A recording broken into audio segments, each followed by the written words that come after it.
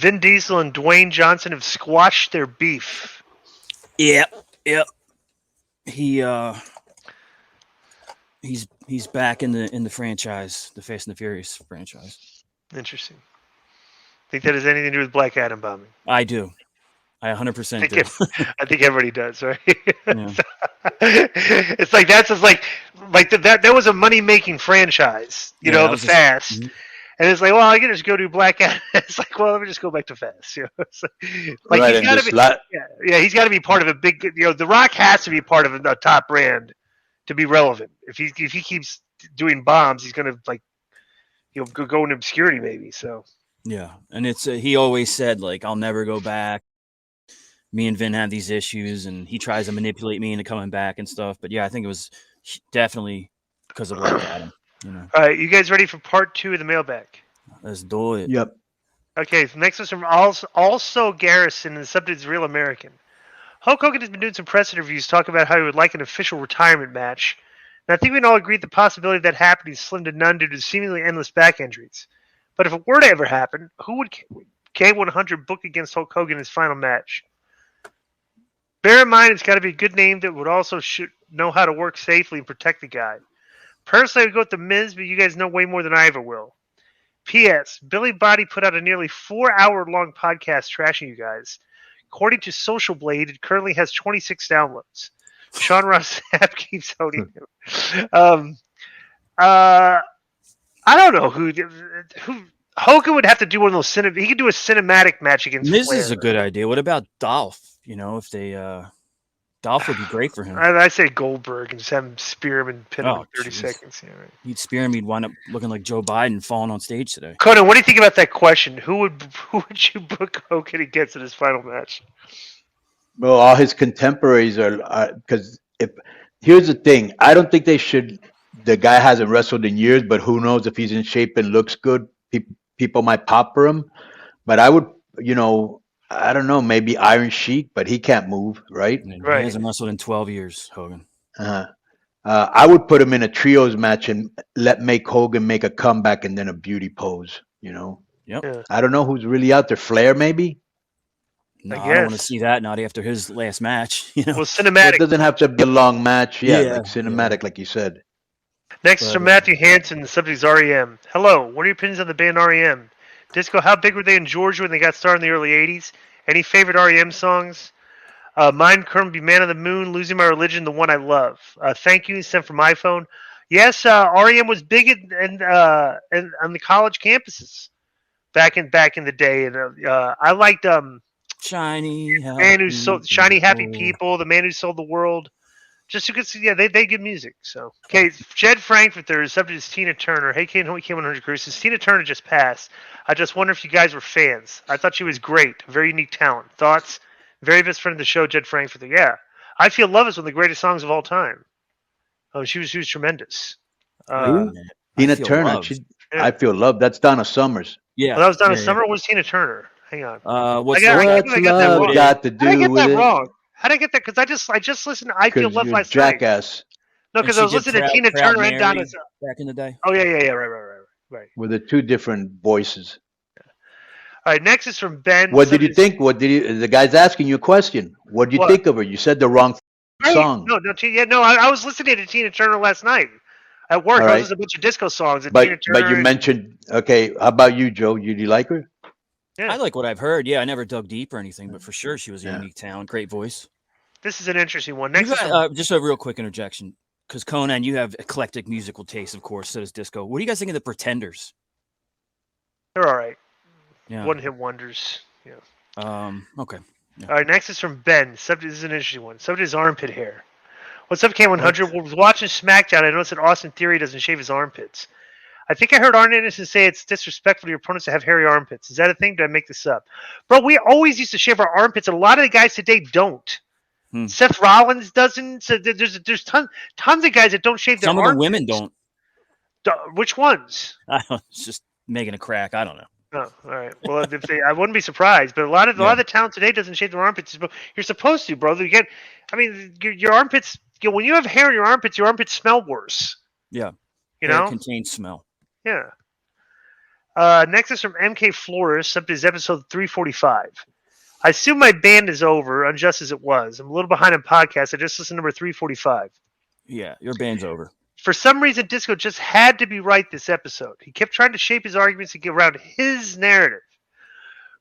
Hashtag, what part don't you understand? I understand Body is gone now, but he is completely insufferable this episode. I'm so glad the English redneck is out the door. It's an English redneck. All right, we're going to... unfortunately, MK, you came back in the mailbag. You're going to get another suspension because you did not ask a question. That's right. So you're suspended for a week. I don't even know what episode 345 was. So I'm trying to look now. Yeah. What a waste. Next is from JG, and the subject is Wheeler Yuta and the BCC. Hey, K100, hope all are well. My topic of discussion today is Wheeler Yuta in the BCC. My opinion, Yuta's presence... Time out. Episode 345 is described as such. Hot news with Billy Body breaks down into shouting as Konnan and Disco vehemently disagree with his views on Cody's promos, using Dusty in the story and his push. So that was the beginning of the Cody arguments. That's right. And you know what? He's wrong. He was wrong. Yeah. Right. He said Cody was going to start getting booed in the lead up to what you call it, and that never happened. So it was like, Right. Well, he's changed that now where he says, we didn't have him back on because he was right about Cody losing and we were wrong. What? I was like, you didn't care if Cody lost or not. Bro, Billy was always worried about who wins in line. Like, if you're just prognosticating on finishes of the matches, who gives a it's all this work? You know, It's like, we're not writing the finishes. Like, who cares? Like, I don't know. Next is from JG, and the subject is Wheeler Yuta on the BCC. Hey, K100, my topic of discussion is Wheeler Yuta on the BCC. In my opinion, Yuta's presence actually brings the Blackpool Combat Club down. Clearly, those bozos behind the scenes are trying to build him up, but in actuality, doing the opposite. I'm not booking the year over here, but if they really want to invest in this guy, they need to do this. The club betrays Yuta at the end of a Dynamite and beats him down brutally. A week later, the club brags about it on the mic. Then a week or so after, he returns triumphantly, standing tall. Personally, I wouldn't invest pocket lint and use bubblegum on this guy, but I'm tired of seeing his face on my TV, and for me, it's either put up or shut up, LOL. Take care, stay 100. First of all, I will say this. Wheeler Yuta's work has improved dramatically since he's been a part of the Blackpool Combat Club. That when they're brawling, he's like one of the only guys in the group that looks like he knows what he's doing out there. That looks violent. Like, his work looks better than Wheeler Yuta's work looks better than Moxley's, and it does. When they're fighting or like beating people down, Yuta looks like he's throwing smoke when he's punching the guy. Yeah, So it's like, I would disagree with that. I still think he was over pushed too fast. But he's definitely in a much better spot than he was before he started. Would you agree with that, Konnan? Yeah, I'm going to kind of reiterate what you said, but in a different way. At the beginning, I was like you. I thought he was pushed too fast and over pushed, and he wasn't ready for prime time. Plus, he reminded me of 40 other wrestlers that did the same thing. They all did the same thing, the same match. But since he's been with these guys, he's gotten, a lot better. His work's changed. And, bro, I was in San Diego yesterday in the arena, and when he won, he had a lot of heat. Now that I remember, he won in the pay-per-view, so that's smart because by him, he doesn't have the credibility of the other guys, right? Danielson and Moxley and Castagnoli. But by letting him win, they're starting to elevate him. That's the way you make somebody, like they're doing it right now. Right. So, yeah. Okay, so next is from Ed Rock, and the subject is Konnan mask. Hola, mi gente, Disco Joe Konnan. My question is, why did Konnan ditch the Lucha mask? I know he wore one in the past, but in the later years, he stopped wearing one. Any reason for that? Gracias. Yeah, because I wanted to make money. The mask is an investment. Most people, they wait till they're old and they're going to retire and they can make a lot of money and they take it off. Now, I think I was the first guy, maybe the first or second guy ever to lose, when I was young, and then after that, a lot of young guys started to do it because they saw it as an investment. But before, for years, you would only lose it when you were old. And I just thought, I don't need a mask, and I can get paid a lot of money, and I'm hot. So I was only 4 years in the business, and I went in against one of the biggest legends in the history of Lucha Libre, Perro Aguayo Sr., who's Mexican, and I'm Cuban, Puerto Rican. So the people were kind of with him, but by the end of the match, the people were with me. Yeah. Next is from Long Grande Wang, and the subject is, should AEW stop boasting about Wembley Stadium? Yesterday, Tony Khan was doing a media call to plug Double or Nothing. He said that All In 2023 is on track to be the biggest wrestling event in the history of the UK. That's great and all, but why boast about that while nothing else is working? Right now, local restaurants in the area where Double or Nothing is happening are literally giving away free tickets if you get a burger and fries. No, This is not. Well, I think that's been debunked, right? that's been debunked. That was fake. Some anti-social, anti-AEW dickhead created that. Okay, this is not a joke. Plus, the ticket sales for Collision have been so bad that Dave Meltzer himself said that AEW needs to cancel the tapings and move to smaller venues. Again, my question is, should AEW stop boasting about the UK ticket sales, considering that their American market is, frankly, in the mud right now? Billy, no one is listening to you anymore, LOL. You know what? Let me correct something. He's incorrect.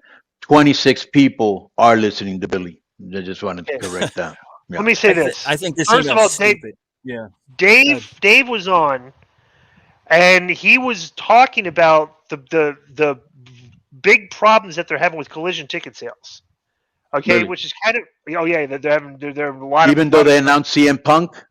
Well, just like all these other before they announced Punk were Chicago's terrible. probably fine. Yeah, the other ones are in Canada. Chicago was only like 7,000 before Punk. Oh, okay. Supposedly, this was. Let me finish. Go ahead.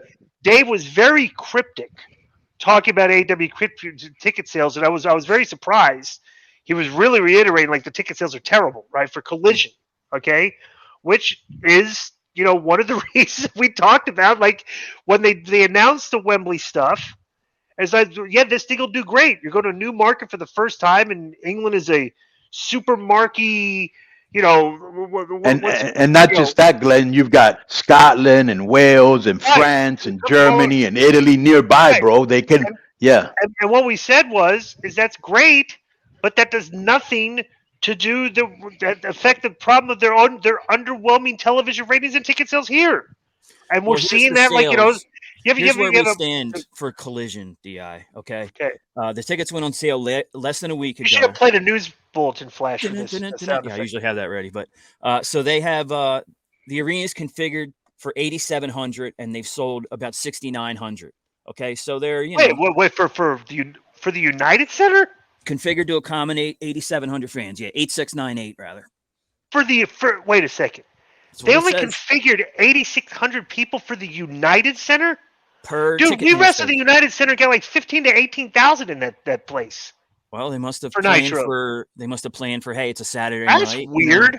Yeah. Konnan, what do you think about that? 8,600. That is weird. That is weird. That sounds very, very low. Very low. So they'll probably sell out, but they're selling out 8,700 fans. Because yesterday, if you remember, when we had this Harry Ruiz AEW fanboy, and it said that on its license plate, he went to Las Vegas and he said there were like 10,000 people there, right? Yesterday, they were here in Viejas Arena, which Viejas is like an Indian tribe from here. Used to be known as Cox Arena, and I think you went there. Were you in Bash at the Beach '98 in San Diego? You guys wrestled there. Yeah. You two had a match. He doesn't even remember. I wrestled Goldberg. No, you wrestled Konnan at Bash at the Beach, but but this arena that he's talking about, I think I wrestled Goldberg. San Diego on Nitro, yeah.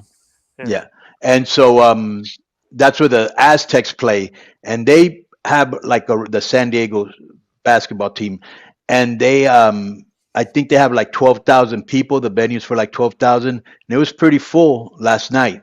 So I don't know why they would go to Chicago, which is way bigger than San Diego and Las Vegas, and only have 8,000 tickets. That does sound weird.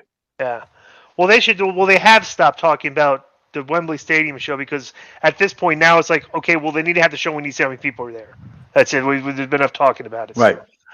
And it's their first time in the market, so they'll probably do really good business. I said 60,000. I said 50, 60,000. Yeah, you were right. I said it wouldn't be surprised if they did like 90 and like sold it out, did like 90, but I don't even think it's blocked off for 90. But I would never doubt the strength of the indie wrestling mark, like fan that could come into like a big show like this. Bro, that's kind of like a WrestleMania for them in England, Well, here another little bit of info. The Forbidden Door in Toronto is set up for 13,000 and has sold 12,900. So they're going to sell at Forbidden Door. But also just because I looked it up, Bash at the Beach '98 in San Diego, Konnan did defeat Disco in about But 2 minutes. I don't know what happened there, but well, terrible booking is what it was. Great booking.